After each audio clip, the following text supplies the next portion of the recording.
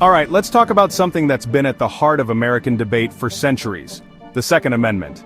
Now, I know some people hear Second Amendment and immediately think it's all about guns, but there's a lot more history and context here than most folks realize. So let's take it back, way back, to the late 1700s. Imagine being fresh off a revolution, having just fought off one of the most powerful empires in the world.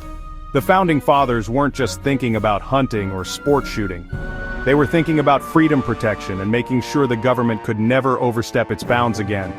The Second Amendment says, a well-regulated militia, being necessary to the security of a free state, the right of the people to keep and bear arms, shall not be infringed. That's not just flowery language, it's a direct response to what they'd just lived through, where ordinary people needed to defend themselves, their families, and their rights.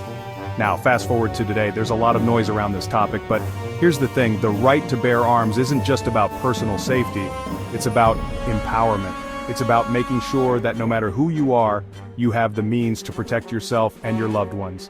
And honestly, it's also about sending a message that the government works for the people, not the other way around. People like to say, times have changed, we don't need this anymore. But let's be real, history shows us that freedom is fragile.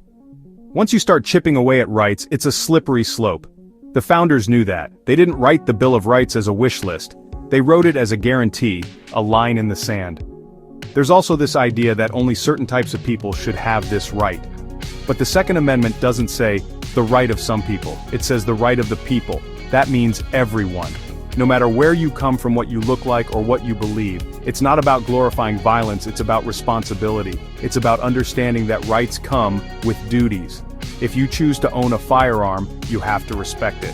You have to train, you have to be safe, and you have to know the law. But taking away that right from everyone because of a few bad actors, that's not justice. That's punishment without a trial. Look, I get it. This is a tough conversation. People have strong feelings on both sides. But if we lose sight of why the Second Amendment exists, we risk losing something much bigger. Our ability to stand up for ourselves, our families, and our freedoms. So next time you hear someone talking about the Second Amendment, remember, it's not just about what's in your hand, it's about what's in your heart. It's about the belief that free people have the right and the responsibility to protect themselves.